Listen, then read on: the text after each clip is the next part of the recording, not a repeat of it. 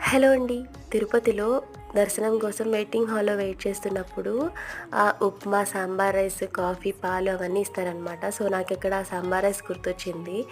చాలా బావుండిద్దనమాట. సో, నేను నా డిన్నర్‌లోకి ప్రిపేర్ చేశాను. Half cup rice, half cup కందిపప్పుని హాఫ్ అన్ అవర్ నానబెట్టేసుకున్నాను. అందులోకి పసుపు, ఉప్పు, నా దగ్గరున్న వెజ్జీస్ అన్నీ వేశాను. కాలీఫ్లవర్, టమాటా, బంగాళదుంప, ములక్కాయ, క్యారెట్ అవన్నీ వేసి ఒక కప్‌కి 3 కప్పులు వాటర్ వేసుకొని కుక్ చేసుకున్నా. కుక్ అయిన తర్వాత కారము, సాంబార్ పౌడర్, చింతపండు వేసేసి కొంచెం వాటర్ కూడా వేసి మెదిపాను. ఇప్పుడు ఆయిల్‌లో తాలింపు గింజలు, వెల్లుల్లి ముక్కలు, ఉల్లిపాయి, పచ్చిమిరపకాయలు, కరివేపాకు, ఇంగువ వేసేసి బాగా ఫ్రై చేసుకున్న తర్వాత తాలింపుని సాంబార్ రైస్‌లో వేసేసి కొంచెం బెల్లము, కుక్ చేసుకున్న వెజ్జీస్ వేసి బాగా ఉడకపెట్టుకున్నా. కొంచెం వాటర్ వేసేసి కొంచెం సేపు కుక్ చేశాను. దాని తర్వాత ఫైనల్‌గా అయితే కొత్తిమీర వేసుకున్నా. వేడి వేడిగా దాని మీద నెయ్యి వేసుకొని తింటే చాలా బాగుంది. సబ్స్క్రైబ్ చేసుకోండి. బై.